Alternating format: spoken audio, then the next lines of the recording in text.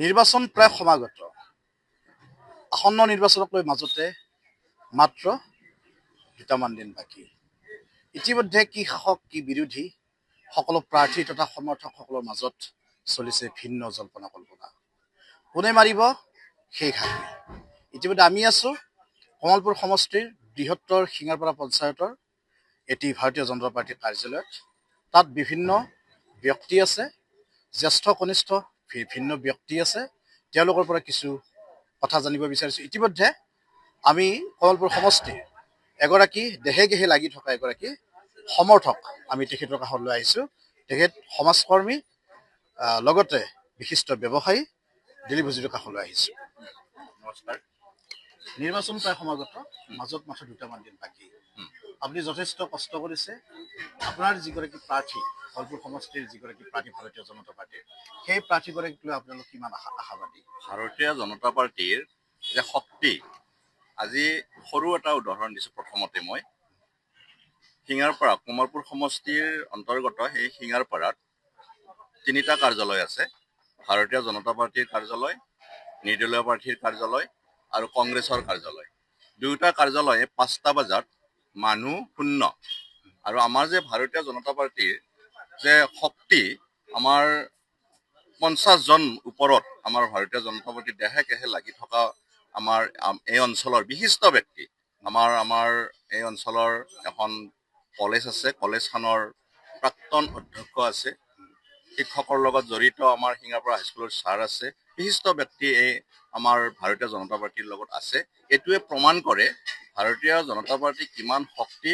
আৰু কমলপুৰ সমষ্টিত ভাৰতীয় জনতা পাৰ্টীৰ প্ৰাৰ্থী দিগন্ত কলিতাৰ হাত মজবুত কৰিবৰ কাৰণে সকলোৱে ওলাই আহিছে। মই আজি ছ'চিয়েল মিডিয়াত মই খুব এক্টিভ, মই চাই থাকোঁ। মোৰ এটা কথা হাঁহি উঠিছে, যোৱাকালি কংগ্ৰেছৰ এখন বিশাল সভা হৈছিলে। এই সভাখনত মানুহ হৈছিলে আৰু কংগ্ৰেছৰ প্ৰাৰ্থীজনে সেই মানুহখিনি দেখিয়ে তেওঁ এটা এনেকুৱা মন্তব্য কৰিছে। আৰু আমাৰতো সমাজেও ভাৰতীয় জনতা পাৰ্টীৰ যিবিলাক আমাৰ সদস্য আছে বা আমিবিলাক আছোঁ, সেইবিলাকতো আমি তেওঁক দেখা নাই যে তেওঁ বিজেপিৰ এজন সক্ৰিয় সদস্য বুলি আমিতো দেখা নাই। এইখিনিয়ে আৰু। ঠিক আছে, আমি আহিছোঁ এতিয়া বিদ্যাভাৰতী কলেজৰ প্ৰাক্তন অধ্যক্ষ, বিশিষ্ট শিক্ষাবিদ, জ্ঞানমূল্য সাহিত্য সভাৰ প্ৰাক্তন সভাপতি, তেওঁ আছে আমাৰ মাজত। তেখেতৰ ওচৰলৈ আহিছোঁ। আপুনি বৃহত্তৰ শিঙাৰপাৰা পঞ্চায়তত আপুনি দীৰ্ঘদিন ধৰি ৰাজনীতি দেখিছে, উত্থান পতন দেখিছে। ভাৰতীয় জনতা পাৰ্টীৰ আপুনি কাৰ্যালয়ত আজি উপবিষ্ট, কি ক'ব? মই এতিয়া 75 বছৰত ভৰি দিলোঁ আৰু 13টামান বিধানসভা সমষ্টিৰ ইলেকশ্যনেই প্ৰত্যক্ষ কৰিলোঁ। সৰুটো মনত নাই, সৰু কালত 75 হয়, মই 2টা বাদ দি পেলাই 13টাই ধৰিলোঁ। দেখি মোৰ এটা এনেকুৱা এটা ধাৰণা, মই ভাবিছিলোঁ শিক্ষা আৰু সাহিত্যৰ লগত জড়িত বেছিকৈ, ৰাজনীতিৰ লগত নহয়, সক্ৰিয় নহয়। কিন্তু যিটো পাৰ্টি বা যিজন প্ৰাৰ্থী দেশৰ কাৰণে সমাজৰ কাৰণে কাম কৰিব বুলি ভাবোঁ, সেইজনকে মই সম্পূৰ্ণৰূপে সমৰ্থন দি আহিছোঁ। এইবাৰো আমি 4জন ব্যক্তিয়ে আমাৰ এই অঞ্চলত ঘূৰিলোঁ, 10, 12খন 15খনমান গাঁৱত। এনেকুৱা কিছুমান ব্যক্তিক লগ কৰিলোঁ যিজন কংগ্ৰেছী নহয় অথচ বিজেপিও নহয়, নিৰপেক্ষ ব্যক্তিয়ে। তেওঁলোকৰ মতামত ল'লোঁ। এজনৰ বাহিৰে বাকী 99জনে বিজেপি জয় হ'ব বুলি ক'লে। প্ৰশ্ন সুধিলোঁ কিয় জয় হয়? যে বিজেপিৰ দিনত যিমান আমাৰ সমাজৰ কাম হৈছে, ৰাস্তা ঘাট হৈছে, আন চৰকাৰৰ দিনত হোৱা নাই, 1 নম্বৰ। 2 নম্বৰ ক'লে যিমান চাকৰি দিছে ল'ৰা ছোৱালীক আন দলে দিব পৰা নাই। 3 নম্বৰ ক'লে আমাৰ মহিলাসকলক যিবিলাক দিছে আঁচনি অন্তৰ্ভুক্ত কৰিছে, আন দলে দিব পৰা নাই, আৰু দিব। আমি তেওঁলোকক উৎসাহ দিব লাগে। আৰু দিগন্ত কলিতা এজন কামৰ মানুহ। মই প্ৰত্যেকজন ৰাজনীতিক ব্যক্তিৰে অকণমান অপবাদ শুনিছোঁ ধন সম্পত্তি লৈ, কিন্তু মই এই দিগন্ত কলিতাৰ এতিয়ালৈকে কোনো যেনে অপবাদ শুনা নাই, বহুত সম্পত্তি ঘটা বুলি শুনা নাই। আছে যদিও মই নাজানো, নাই যদিও মই নাজানো, অপবাদটো কিন্তু মই শুনা নাই। এই কাৰণতে আমি দিগন্ত কলিতাক এইবাৰ ভোট দিম বুলি ভাবিছোঁ। আমি যিসকল নিৰপেক্ষ ব্যক্তি, আমাৰ দলৰ আছে বহুত, এতিয়া মই দল নহ'লেও আজি দলীয় পতাকাখন দিছে, মই লৈছোঁ, মই ল'ব লাগিব। মই যিহেতু কাৰ্যালয়ত আহিছোঁ আৰু যিহেতু মই দিগন্ত কলিতাক সমৰ্থন দিছোঁ, গতিকে মই চমুকে ক'ম যে বৃহত্তৰ স্বাৰ্থত দেশৰ কাৰণে আমাক বিজেপি লাগে, নৰেন্দ্ৰ মোদী হিচাপে প্ৰধানমন্ত্ৰী পাইছো, যিজন তেওঁৰ এটা গোটেই বিশ্বত যিটো এটা ভাবুৰ্তি, আজি যিটো আমাৰ তেল বন্ধ হৈছিল, ৰাছিয়াৰ পৰা তেল, কিন্তু নৰেন্দ্ৰ মোদীৰ কৌশল, কূটনীতিবিদ হিচাপে হওক, ৰাজনীতিবিদে হওক, তেওঁক আমাৰ ভাৰতবৰ্ষক ৰাইজক তেল দিব পাৰে। বিৰোধী প্ৰাৰ্থীগৰাকী সম্পৰ্কে কি ক'ব? মই সেইটো মন্তব্য নিদিওঁ। মোৰ এটা কথা, মই দিগন্তক বুজি পাইছো, মই দিগন্তৰ কথাই কৈছো। তেওঁলোকৰ থাকিব পাৰে, কিন্তু দুই এজন ব্যক্তি আমাক এটা কথা কৈছে দেই, আমি ক'ব লাগিব যে মই এজন ব্যক্তিক আমি ভোট দিলো হয়, তেওঁ যে দল যেতিয়া সলনি কৰিলে আমি নিদিওঁ। মই নামটো নকলো আৰু আপুনি বুজি পাইছে তাৰ কথা কৈছে, কৈছিল নে? তেওঁক দিলো হয় আমি ভোট, তেওঁক আমি ভাল পাওঁ, কিন্তু তেওঁ যেতিয়া দল সলনি কৰিলে এতিয়া আমি তেওঁক ভোট নিদিওঁ। তাৰমানে কি অৰ্থ হলে? দল সলনি কৰা, দল বাগৰা মানুহক বেয়া পায়, বেয়া পায়। ধন্যবাদ। আন এগৰাকী বিশিষ্ট ব্যক্তিৰ ওচৰলৈ আহিছো। তেওঁ জ্ঞানমন্দিৰ সাহিত্য সভাৰ প্ৰাক্তন সভাপতি তথা শিঙাৰপাৰা হাইস্কুলৰ তেওঁ এগৰাকী বিশিষ্ট শিক্ষক আছিলে। বহু কাম কাজৰ লগত জড়িত, বহু ৰাজনীতি দেখিছে, ৰাজনীতি উত্থান পতন দেখিছে, নীৰৱে কাম কৰে, লেখা মেলা কৰে। তেখেত মোহিনী মোহন শৰ্মা, তেখেতৰ ওচৰলৈ আহিছো।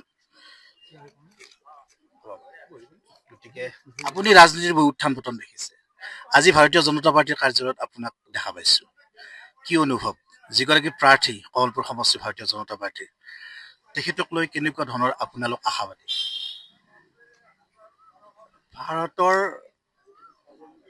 পূব প্ৰান্তত থকা অসম দেশৰ যিবিলাক আন্দোলন হৈ গৈছে সেইবিলাকৰ লগত আমি জড়িত হৈ আছিলোঁ। আৰু শেষৰ যিটো আন্দোলন হ'ল, তাৰপিছত গণ পৰিষদৰ যিটো প্ৰতিষ্ঠা হ'ল, গণ পৰিষদ দল, সেই সময়ৰ পৰা আমি দলটোৰ লগত লাগি আছোঁ। আৰু তেতিয়াৰ যিটো কথা আছিলে যে আচলতে আমাৰ অসমখনৰ অস্তিত্ব ৰক্ষাৰ কাৰণে আমি আগবাঢ়ি যাম, সেই কথাটোৰ ওপৰত ভিত্তি কৰি লৈ আমি দলটোৰ লগত লাগি থাকিলোঁ আৰু তেতিয়াৰ পৰা এতিয়ালৈকে লাগি আছোঁ। আৰু আশা ৰাখিছোঁ আমাৰ বৰ্তমানৰ যিগৰাকী আমাৰ মিত্ৰজোঁটৰ প্ৰাৰ্থী, তেওঁ নিশ্চয় আমাক এনেকুৱা ধৰণে আগবঢ়াই লৈ যাব, সেই আশাতে আমি বন্দী হৈ তেওঁৰ সমৰ্থনতে আমি লাগি আছোঁ। আমাৰ মাজত আছে এগৰাকী বিশিষ্ট ব্যক্তি ডিম্বেশ্বৰ দাস।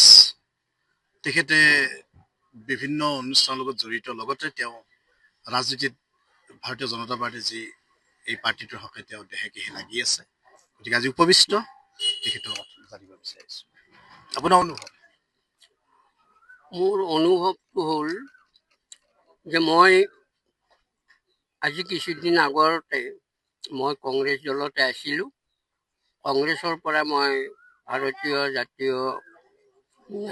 ভাৰতীয় জনতা দলত মই যোগদান কৰিলোঁ। ইয়াৰ মূল কাৰণটো হ'ল দিগন্ত কলিতা বৰ্তমান মনোনীত প্ৰাৰ্থী আৰু তেখেত প্ৰাক্তন বিধায়ক। তেখেতৰ যিখিনি কাম কাজ শিঙাপাৰা অঞ্চলৰ ৰাস্তা ঘাট, শিঙাপাৰা হাইস্কুলত এতিয়ালৈকে 4,50,00,000 টকা তেওঁ বিল্ডিঙৰ কাৰণে দিছে। আমাৰ নৱসুৰুজ ক্লাবৰ কাৰণে 5 লাখ টকা তেওঁ অনুদান দিছে। ঠিক তেনেকৈ জ্ঞানমন্দিৰ সাহিত্য সভাৰ কাৰণে 5 লাখ দিছে।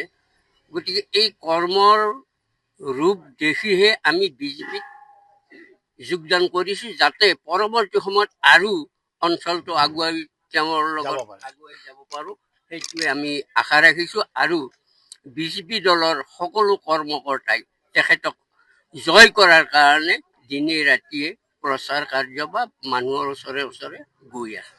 শিঙাপাৰা গাঁও পঞ্চায়তৰ প্ৰাক্তন সভাপতি তুবুল ডেকা তেখেত আছে আমাৰ মাজত, তেখেতৰ কেনেকুৱা অনুভৱ? মোৰ অনুভৱ, আমাৰ 2026 বিধানসভা নিৰ্বাচনত অসমৰ প্ৰেক্ষাপটত ইতিমধ্যে আমাৰ মাননীয় মুখ্যমন্ত্ৰী হিমন্ত বিশ্ব শৰ্মাৰ নেতৃত্বত আমি পুনৰ ভাৰতীয় জনতা পাৰ্টীৰ নেতৃত্বত চৰকাৰ গঠন কৰাৰ দিশে গতি কৰিছে। আমি তাৰ ভিতৰত আমাৰ অন্যতম সমষ্টি কমলপুৰ বিধানসভা সমষ্টি, আৰু এই সমষ্টিটোত আমি বিগত 5 বছৰত আমাৰ মাননীয় বিধায়ক দিগন্ত কলিতা ডাঙৰীয়াৰ নেতৃত্বত বিভিন্ন ক্ষেত্ৰত, প্ৰধানকৈ আমি ডেভেলপমেণ্টৰ ক্ষেত্ৰত বহুতখিনি আমি আগুৱাই যাব পাৰিছোঁ। আৰু আমি ৰাইজৰ কিছু সৰু সুৰা অভিযোগ থাকিলেও আমি নিশ্চিত যে আগন্তুক 5 বছৰত মাননীয় দিগন্ত কলিতাৰ নেতৃত্বত আমাৰ যিখিনি ডেভেলপমেণ্টৰ কাম বাকী আছে এইখিনি কাম আমি নিশ্চিতভাৱে কৰিব পাৰিম বুলি আমি বিশ্বাস কৰোঁ। ঠিক আছে। আমাৰ যুৱ চামৰ মাজত আহিছোঁ।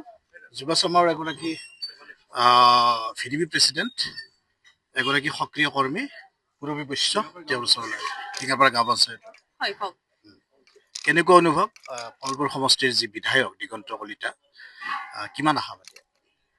কমলপুৰ সমষ্টিৰ প্ৰাক্তন বিধায়ক তথা বৰ্তমানৰ মনোনীত প্ৰাৰ্থী সন্মানীয় দিগন্ত কলিতা ডাঙৰীয়া কমলপুৰ সমষ্টিত পুনৰবাৰ কমল ফুলিব আৰু আমাৰ এই বৃহত্তৰ অঞ্চলত 100% ভোট নিশ্চিত বুলি প্ৰায় আমি প্ৰমাণ পাইছোঁ।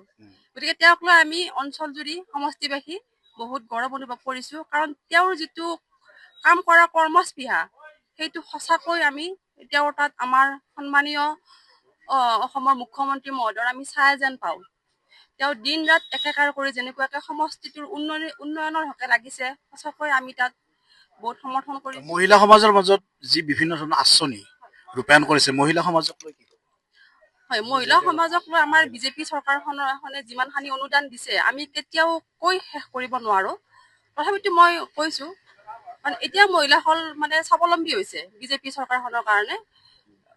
মেডিচিনৰ ক্ষেত্ৰৰ পৰা হওক, ডক্টৰৰ ক্ষেত্ৰৰ পৰা হওক, আঁচনিৰ ক্ষেত্ৰৰ পৰা হওক, সকলো ক্ষেত্ৰতে মহিলা সবলীকৰণ হৈছে। গতিকে মহিলাসকল আমাৰ সকলোৱে ভাৰতীয় জনতা পাৰ্টীত আগ্ৰহী হয়, সকলোৱে পদুম ফুলৰ চিনত ভোট দি আমাৰ বৰ্তমানৰ যিজন মনোনীত প্ৰাৰ্থী সন্মানীয় দিগন্ত কলিতা ডাঙৰীয়া দেৱক 100% পদুম ফুলৰ ছবিত ভোট দি তেওঁক জয়যুক্ত কৰাব।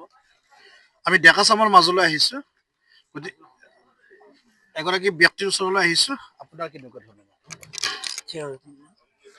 আচ্ছা, মোৰ অনুভৱ এইটোই, আজি মই কিছু বছৰৰ পৰা আমাৰ ভাৰতীয় জনতা পাৰ্টী বা মিত্ৰজোঁটৰ হৈ এই নিৰ্বাচন সমিতিৰ আমাৰ যি মুখ্য কাৰ্যালয় আৰম্ভ কৰে তাত মই সভাপতিৰ দায়িত্বত আছোঁ আৰু প্ৰতিবাৰে পঞ্চায়তে হওক বা আমাৰ বিধানসভাই হওক, লোকসভাই হওক, প্ৰতিবাৰে আমি জয়ী হৈ আছোঁ বহুত ভোটত। যিয়ে নহওক, মোৰ এটাই অনুভৱ হয়, এইবাৰো আমি বহুত ভোটত আমাৰ সিঙাৰপাৰা পঞ্চায়তৰ পৰা বহুখিনি ভোট দি তেখেতক আমি জয়যুক্ত কৰিম বুলি ভাবিছোঁ। গোটেই সমষ্টিতে তেওঁ বুজি পাইছোঁ। এগৰাকী সক্ৰিয় কৰ্মী আছে, আপোনাৰ ওচৰলৈ আহিছোঁ, প্ৰণৱ ডেকা। হয়, নমস্কাৰ। আচলতে আপুনি দীৰ্ঘদিন ধৰি দলৰ লগত দায়িত্বত আছো। আচলতে আমি দিগন্ত কলিতা আচলতে এটা ব্ৰেণ্ড, যিহেতু তেখেতৰ মুখ্যমন্ত্ৰী ডাঙৰীয়াৰ এটা আশীৰ্বাদ আছে আৰু তেখেতে প্ৰচাৰ নকৰিলেও কমলপুৰ সমষ্টিত তেখেতক বিপুল ভোটত জয়যুক্ত কৰিব আমাৰ বিশ্বাস। আৰু ভাৰতীয় জনতা পাৰ্টি বৰ্তমান অসমৰে নহয়, আন্তঃৰাষ্ট্ৰীয় পৰ্যায়ত এটা শক্তিশালী দল আৰু ৰাইজ ইমান মূৰ্খ নহয়। কোনো নিৰ্দলীয় প্ৰাৰ্থী, কোনো কংগ্ৰেছ দলৰ লগত ৰাইজ নাথাকে, ভাৰতীয় জনতা পাৰ্টীৰ লগতে থাকিব আৰু তেওঁক বিচাৰোঁ আৰু সকলো ৰাইজে বিচাৰে আৰু দিগন্ত কলিতা জয় হ'ব বুলি মোৰ দৃঢ় বিশ্বাস। এগৰাকী সক্ৰিয় কৰ্মী আছে আমাৰ মাজত, আপোনাৰ পৰা চমুকৈ। নমস্কাৰ, মই সিঙাৰপাৰা গাঁও পঞ্চায়তৰ ভাৰতীয় জনতা পাৰ্টীৰ যি মুখ্য কাৰ্যালয় তাৰ সম্পাদক, গতিকে তাত আপোনালোকক আমি ধন্যবাদ জনাইছোঁ আমাৰ মাজত অহাৰ বাবে। নামটি? মোৰ নাম শ্ৰী পৰিষদ বড়ো।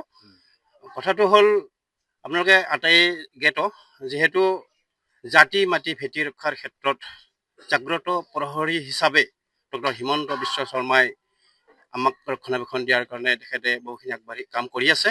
গতিকে আমি কমলপুৰ সমষ্টিৰ পৰাও তেখেতক আমি বিপুল ভোটেৰে আমি তেখেতক দিগন্ত জয়যুক্ত কৰিব বুলি আশা কৰিছে।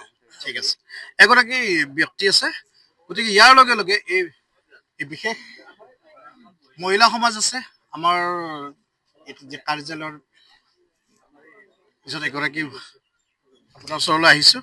নমস্কাৰ, মোৰ নাম বিবাৰাণী বৈশ্য, গাঁও বাৰিডলা। মই জনাত আমাৰ এই কমলপুৰ সমষ্টিৰ সকলো ৰাইজে এটাই ভুল কৰি থাকে, যে এজন বিধায়কক আমি আমাৰ এই কমলপুৰ সমষ্টিৰ পৰা 4বাৰ 5বাৰ যদি তেওঁক আমি বিপুল ভোটত জয় কৰি তেওঁক যদি আমি আগুৱাই নিব পাৰোঁ, তেতিয়াহ'লে আমাৰ সমষ্টিটো সদায় উন্নয়নৰ ফালে আগুৱাই যাব। আৰু আমি তাৰমানে মাজতে মই দেখাৰ পৰা আৰু কিন্তু এজন বিধায়কক আমি দ্বিতীয়বাৰ চান্স দিব পৰা নাই, সেইকাৰণে আমাৰ কমলপুৰ সমষ্টিটো বৰ্তমান দুৰ্বল হৈ আছে বুলি মই অনুভৱ কৰোঁ। গতিকে এনেদৰে উপবিষ্ট হৈছে কমলপুৰ সমষ্টিৰ বিভিন্ন ভিন্ন বয়সৰ ব্যক্তিসকল মহিলা সমাজ আছে, বিশিষ্ট শিক্ষাবিদসকল আছে, ডেকা চাম আছে। গতিকে এনেকৈ কমলপুৰ সমষ্টিৰ যি মনোনীত ভাৰতীয় জনতা পাৰ্টীৰ যি মনোনীত প্ৰাৰ্থী দিগন্ত কলিতাক লৈ তেওঁলোকে নিজৰ ভাৱ বিনিময় কৰিলে। তেওঁলোক আশাবাদী, বিজয়ৰ শেষ হাঁহি মাৰিব বুলি তেওঁলোক আশাবাদী। আৰু ইয়াৰ লগে লগে এই বিশেষ অনুষ্ঠান, বিশেষ ৰাজনৈতিক আলাপৰ পৰা মই ধীৰাজ ডেকাই বিদায় লৈছোঁ। চাই থাকিব দা নিউজ প্লাছৰ এই বিশেষ অনুষ্ঠান, বিশেষ ৰাজনৈতিক আলাপ। যিকোনো খবৰৰ বাবে যোগাযোগ কৰক আমাৰ এই নম্বৰত 9181 307 221।